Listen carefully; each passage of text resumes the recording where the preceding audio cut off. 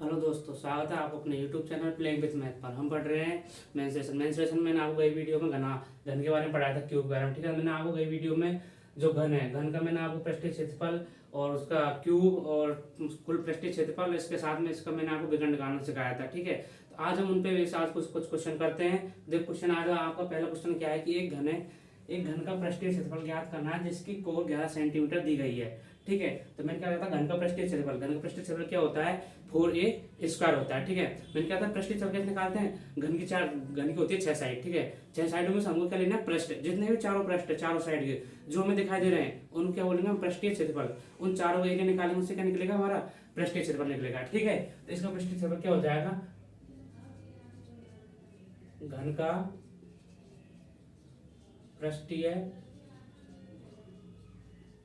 क्षेत्रफल बराबर 4a², यानी कि 4 मल्टीप्लाई अपनी तो ए क्या होती है? ये होती है साइड। ठीक है, ए क्या होती है? साइड। तो 11 किसका कितना हो जाएगा? 121। ठीक है, 121 को अपन 4 से मल्टीप्लाई करते हैं, 11 से क्या होता है? 121। इसको 4 से मल्टीप्लाई करेंगे तो 4, 8 और 4 सेंटीमीटर स्क्वायर हो जाएगा। क्या हो जाएगा? सेंटीमीटर स्क्वायर हो जाएगा।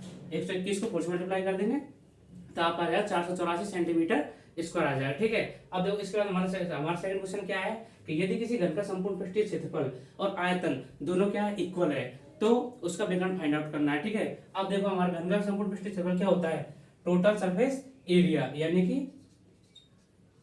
घन का संपूर्ण पृष्ठीय क्षेत्रफल बराबर घन का आयतन। ठीक है, यही होता है। अब देखो क्या होता है हमारे घन का संपूर्ण पृष्ठीय क्षेत्रफल क्या होता है? 6a² बराबर आयतन क्या होता है? a³।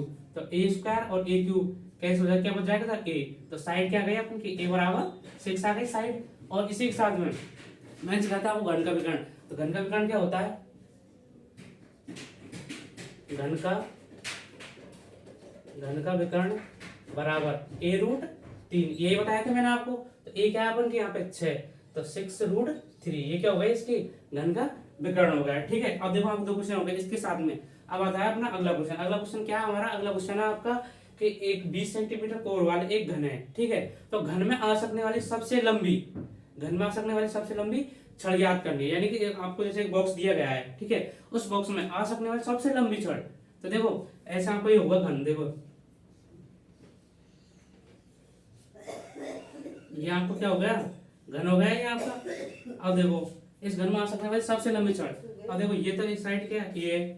ठीक है, इसी तरह ये साइड क्या हो गई? ए। और ये साइड क्या हो गई? ए। यानी कि तीनों साइड ये हो गई, मतलब कि लंबाई चौड़ाई ऊंचाई तीनों क्या है? सेम है। इसी के साथ में अब आदेश में आसमान सबसे लंबी। तो अब देखो इधर क्या है? देखो दोनों तीनों साइड सेम है, लेकिन एक अपने पास एक ऑप्शन आता है सारे सेम, लेकिन इधर से हम जब भी विकर्ण निकालते हैं, देखो ये वाला विकर्ण, ये विकर्ण निकाला हमने, ये विकर्ण यहाँ से निकाला। ये क्या है? देखो सबसे लंबी साइड है। ये जितनी भी साइड दी गई है जो घन है क्यूब में, जितनी साइड दी गई है, देखो सभी साइड इक्वल, लेकिन जो ये साइड है ये क्या है? डायगोनल। ये डायगोनल क्या है? सबसे लंबी साइड होती है घन के अंदर, सबसे लंबी साइड होती है। जैसे आयत में सबसे लंबी साइड है, वर्ग के अंदर सबसे लंबी साइड यही होती है। ठीक है, तो ये कैसे निकालेंगे अपन? ये क्या है? विकर्ण। तो इसने क्या पूछा? इसने डायरेक्ट नहीं बोला हमको विकर्ण फाइंड आउट करना है। इसने इसमें लॉजिकल लगाया है कि इसमें हमको सबसे लंबी छड़ आ सकती है। तो कितनी लंबी छड़ आ सकती है? इसके लिए सबसे लंबी छड़ क्या होती है? विकर्ण होता है। ठीक है, सबसे लंबा जो कोई क्यूब है, क्यूब में सबसे बड़ी साइड क्या होती है? घन के अंदर विकर्ण होती है। ठीक है, तो इसने डायरेक्ट नहीं बोला है हमको विकर्ण फाइंड आउट करना है। इसने बोला है घन में आने वाली सबसे लंबी छड़। तो सबसे लंबी छड़ क्या होगी? जो डायगोनल के बराबर होगी वही क्या होगी? सबसे लंबी छड़ होगी। ठीक है, तो इसमें डायगोनल कैसे निकालेंगे अपन? घन का